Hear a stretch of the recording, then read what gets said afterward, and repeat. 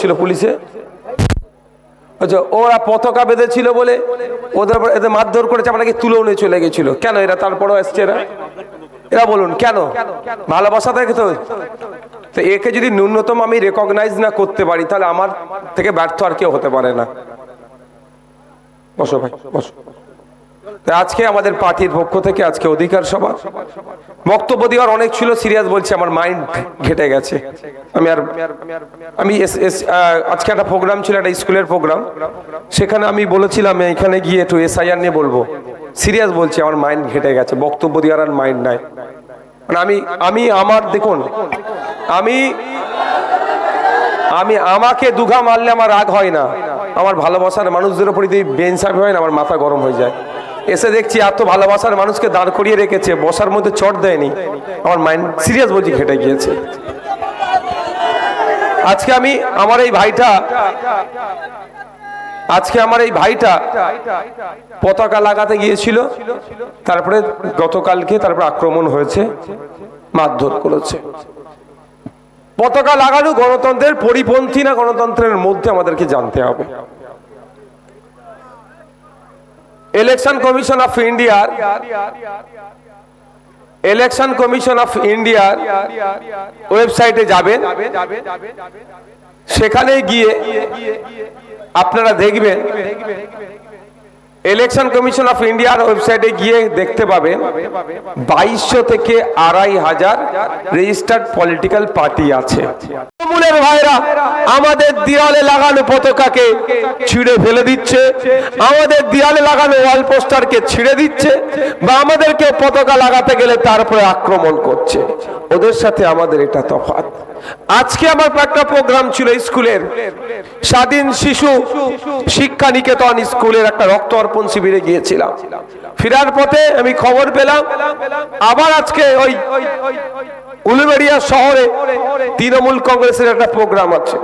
স্বাভাবিকভাবে আমার পেছনে প্রচুর বাইক নিয়ে আসছিল, আমি তাদেরকে তাড়া দিয়ে পার করে দিলাম, আর আমার সাথে তোমাদের যেতে লাগবে না। কারণ এটাই, ওরা একটা রাজনৈতিক দলের প্রোগ্রাম করছে, তাদের স্লোগান দেখবে, হয়তো আমাকে দেখার পরে একটু বেশি স্লোগান দিতে পারে, দিক কথা আমার কোনো সমস্যা নেই।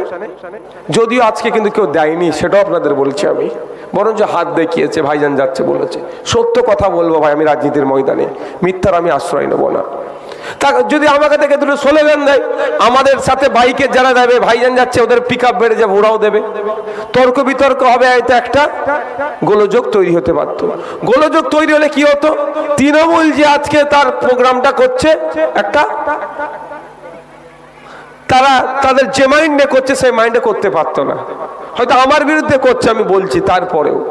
সেই জন্য আমার সাথে যারা বাইকে আসছিল তাদেরকে আমি পাঠিয়ে দিলাম, যাও চলে যাও, আমার সাথে কেউ যাবে না, আমি একা যাব। আমি এই মূল্যবোধের রাজনীতির অবতারণা করার চেষ্টা করছি পশ্চিমবাংলায়। এটা করছি এই জন্য অনেকের অসুবিধে হয়ে যাচ্ছে। কাদের? আপনারা জানেন, অন্ধকার জগতের প্রাণীরা আলোকে পছন্দ করে না।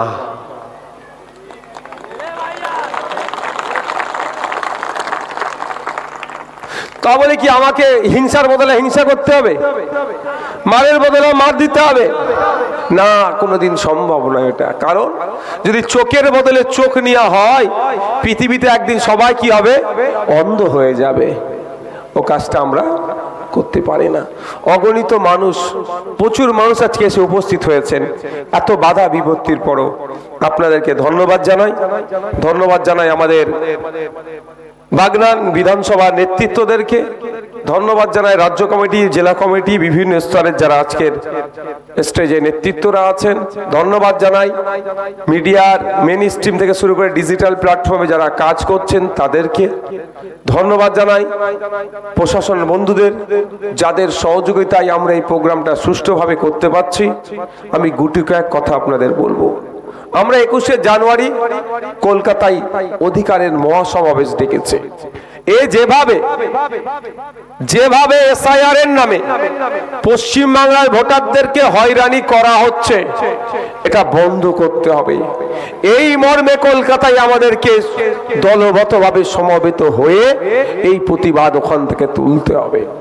আমরা 21শে জানুয়ারি কলকাতায় ওয়াকফ সম্পত্তি বাঁচানোর জন্য তথা মাদ্রাসা, মসজিদ, ঈদগাহ, কবরস্থান বাঁচানোর জন্য আমরা ডাক দিয়েছি, আপনাদেরকে সেখানে আসতে হবে।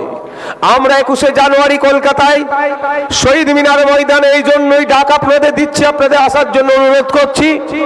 যেভাবে ফেক ST/SC সার্টিফিকেট ইস্যু হয়ে প্রকৃত ST/SCরা বঞ্চিত হচ্ছে, এই বঞ্চনার হাত থেকে মুক্তি দেওয়ার জন্য আপনাদেরকে ডাকছি। ওবিসি যে নতুন সার্টিফিকেট দিয়েছে, এই সার্টিফিকেটে মুসলমানদের সাথে বৈষম্য হবে, নাম কাস্টের সার্টিফিকেট থাকবে, প্রকৃত অর্থে কিছু কাজ হবে না। তাই এই সার্টিফিকেট বাতিল করে সায়েন্টিফিক ওয়েতে বিজ্ঞানসম্মত ভাবে সার্ভে করে প্রকৃত অনগ্রসর শ্রেণীর মুসলমানদেরকে রঙ্গনাথ মিশ্র কমিশনের সুপারিশ অনুযায়ী 10% সংরক্ষণ দিতে হবে। তাই দাবি তুলে ওখানে আপনাদের যেতে বলছি। স্কুলে শিক্ষক নয়, হসপিটালে ডক্টর নয়, সিভিক ভলেন্টিয়ার ভাইয়েরা যারা একটা কনস্টেবল থেকে কোনো অংশে কম কাজ করছে না, এবং কনস্টেবল থেকে পুলিশ থেকে সরকারি কর্মচারীরা তাদের হকের দিয়ে ঠিকঠাক পাচ্ছে না, তাদের অধিকার বুঝিয়ে দেওয়ার জন্য এবং বুঝে নেওয়ার জন্য আগামী 21শে জানুয়ারি কলকাতার রাজপথে আপনাদেরকে ডাকছি।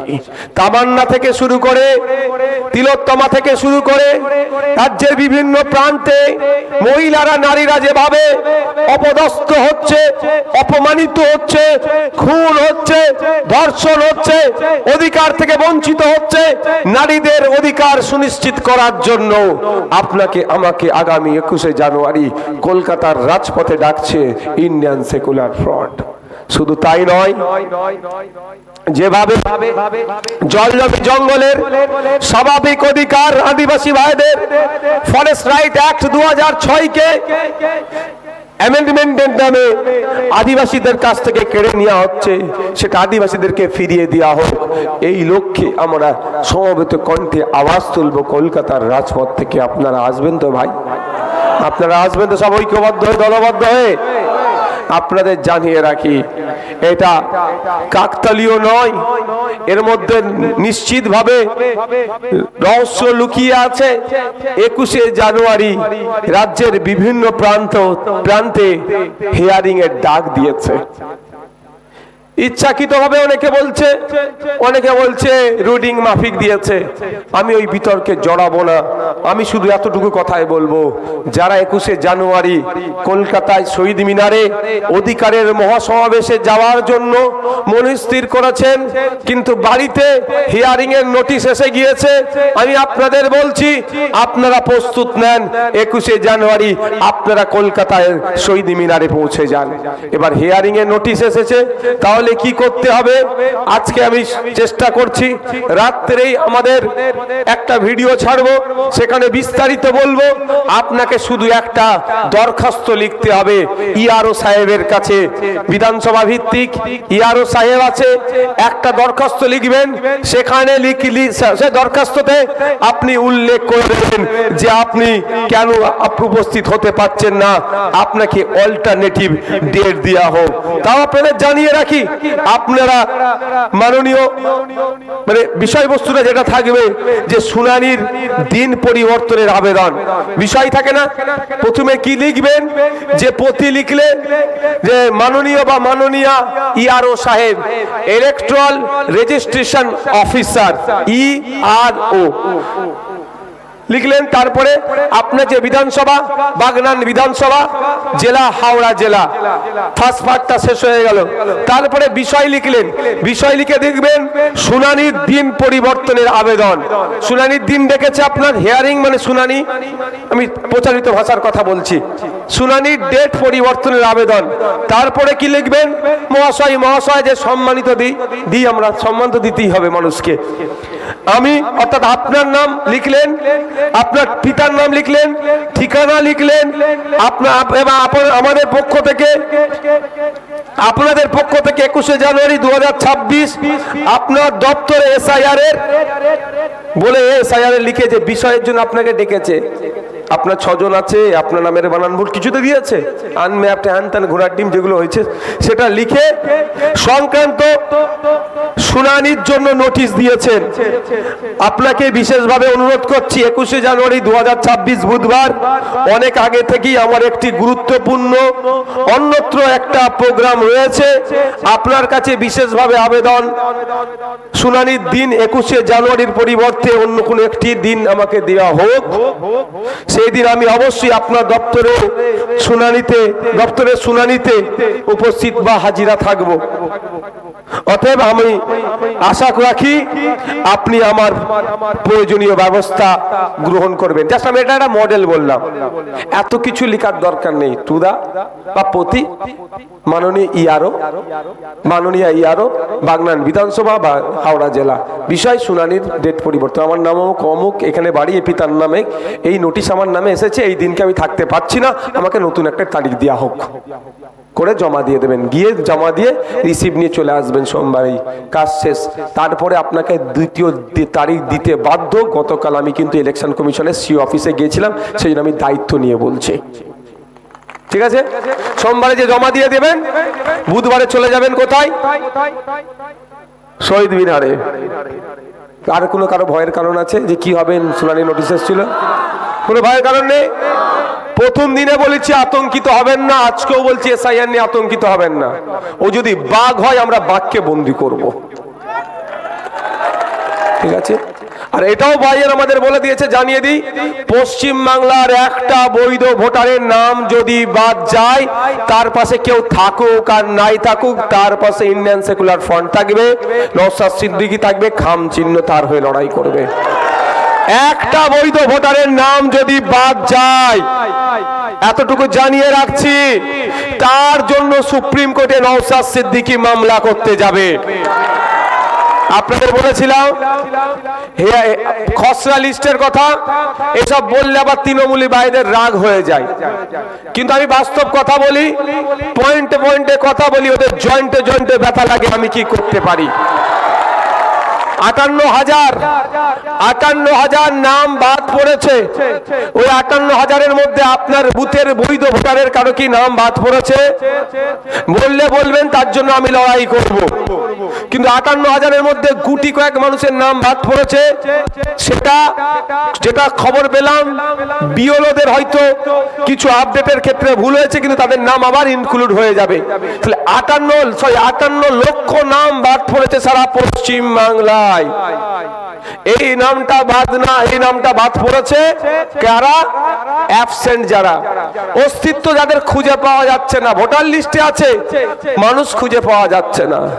মৃত ভোটার এতদিন কবর থেকে, শ্মশান থেকে এসে টুক করে ভোট দিতে আর কবরে শ্মশানে চলে যেত, তাদের নাম বাদ পড়েছে। আর কাদের? শিফটেড, বাগনান থেকে কলাঘাটে চলে গেছে।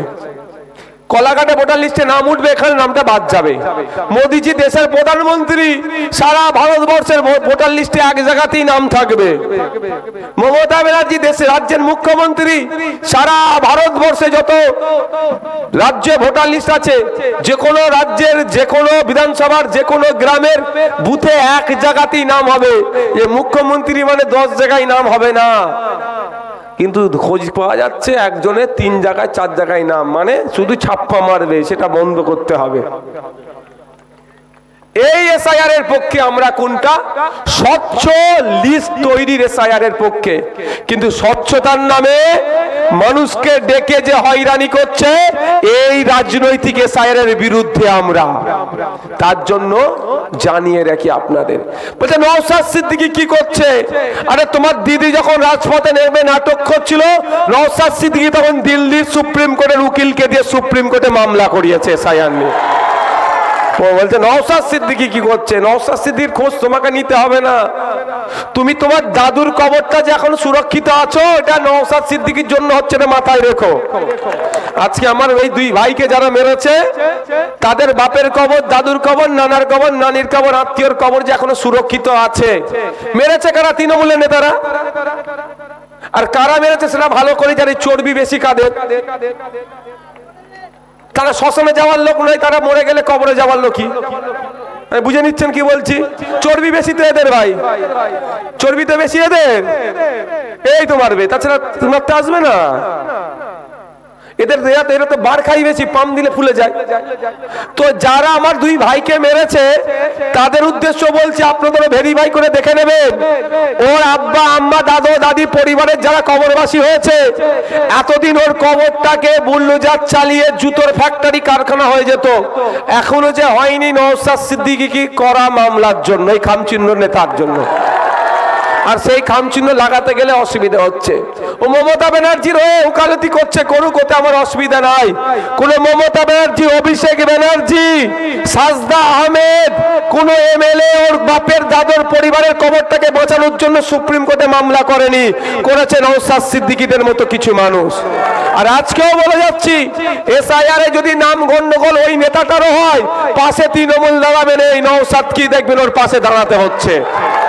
কারণ ওনার দিদিমণি যখন রাস্তায় হই হই করছিল, নওশাদ সিদ্দিকী ওরও ভোটাধিকার বাঁচানোর জন্য সুপ্রিম কোর্টে গিয়ে মামলা করেছিল। আর এটাও বলে যাচ্ছি, যেভাবে ওয়াকফ মানব না করতে করতে ওয়াকফটাকে মেনে নিল মমতা ব্যানার্জি, প্ল্যান করছে এসআইআর নিয়ে নাটক করতে করতে করতে করতে মেনে নেবে, মিলিয়ে দেবেন। তখন এই নওশাদ কি দরকার পড়বে? এই যাকে মেরেছে কোথায় গেল ছেলে দুটো, এই এদেরকেই দেখবেন দরকার পড়বে, এরাই তখন কাজে আসবে। আপনারা মিলিয়ে দেখে নেবেন। ওয়াকফ কি বলছিল? মানবো না তো, আমি থাকতে ওয়াকফ হবে না, আইন হবে না। হয়েছে কি হয়নি বলুন? আর কি বলছিল? আমার লাশের উপর দিয়ে এসআইআর হবে। তাহলে কোথায় গো? না, ওটা বলার দরকার নেই। রাজনৈতিক মতপার্থক্য আছে, আমরা সবার দীর্ঘায়ু কামনা করব, সুস্থতা কামনা করব, দীর্ঘায়ু কামনা করব, সঠিক বুদ্ধির উদয় হোক এটাও কামনা করব। আমরা কাউকে জীবিত মানুষকে এরকম ভাবে বলবো না, কিন্তু বলেছিল তো এটা তো বলেছিল। তো আজকেও একইভাবে নাটক হচ্ছে। আমি আপনাদের বলি, আপনাদের পয়েন্ট আমি কটা কথা বলবো, কটা আমি ওয়াকফ এসআইআর নিয়ে কথা বলবো, আপনারা অবাক হবেন। আমি গতকালকে গিয়েছি, তো আমি গিয়ে টেবিল চাপড়িছি, তো আমার 11:30টায় সময় ছিল, মেল আমাকে নাকি দুটোই টাইম দিয়েছিল, কিন্তু মেল করেনি। একটা মিসকমিউনিকেশন হয়েছিল, ওটা আমি কিছু মনে করি না। তারপরে আমি দুটোই আবার গেছি। আমি তো শুধু যাব, চা খাবো, ডেপুটেশন দেবো, পালিয়ে আসবো, ছবি তোলার ছেলে তো নয় আমি। কি হয় অনেক ক্ষেত্রে যাই, একটু চা খাওয়া হলো, গ্রিন টি খাবেন, কফি খাবেন না চা খাবেন, গল্প শোনাই। গ্রিন টিটা দেন, খেলাম, স্যার আনেন, দাঁত কেলিয়ে দুটো ছবি তুললাম, রিসিভ নিল, বাইরে এসে বললাম ওইরকম আমি ছেলে নয়, আমি যাব যে বুঝে নেওয়ার জন্য গিয়েছি। সেই জন্য আমি 2টোর সময় আবার ঘুরে গিয়েছি। 2টোই টাইম দিয়েছে, 2:05 মধ্যে আমি অফিসে ঢুকে গিয়েছি। আমি শুনে ওখানে বেশ কিছু কথা শুনে আমি অবাক হয়েছি। এ হচ্ছে রাজ্য সরকার সাপ হয়ে কামড়াচ্ছে আর ওজা হয়ে ঝাড়ছে। এই যে হয়রানি হচ্ছে, এই হয়রানির পিছনে 3জন দায়ী। ভারত সরকার, বিজেপি, পশ্চিমবাংলা সরকার, তৃণমূল আর নির্বাচন কমিশন, এই 3জন মিলে আমাদের হয়রানি করছে। মমতা ব্যানার্জি সরকার কোনো অংশে কম নয় আপনার আমার হয়রানিতে, তার আমি প্রমাণ দিয়ে যাব। আর আপনারা ভালো করে জানেন, নওশাদ সিদ্দিকী প্রমাণ ছাড়া কথা বলে না। আমি একটা প্রমাণ ছাড়া কথা বলবো না। একদিন আমি 2 তারিখের জায়গায় 4 তারিখ বলে ফেলেছিলাম, তাও আমি বলেছি ফেসবুকে, আমার ছেলে অ্যাডমিনদের লিখিয়ে পোস্ট করে দিয়েছি, যেটা আমার ভুল হয়েছিল বলা। 2 তারিখের জায়গায় 4 তারিখের জায়গায় 2 তারিখের জায়গায় আমি 4 তারিখ বলে ফেলেছিলাম, সেটাও আমি ভুল স্বীকার করে নিয়েছি। আমি এই ছেলে, আমি রাজনীতি থেকে করে কামিয়ে খেতে হবে সেই জন্য আসিনি। যদি আসতাম এতক্ষণ আমি পুলকবাবু যেই লেভেলের বিধায়ক হয়ে মন্ত্রী হয়ে ঘুরছে, নওশাদ সিদ্দিকীও ঘুরতো। বুঝতে পারছেন কি বলছি? কিন্তু আমি ওটা করতে আসিনি। আমি আপনাকে বলছি কেন রাজ্য সরকার দায়ী। এসআইআর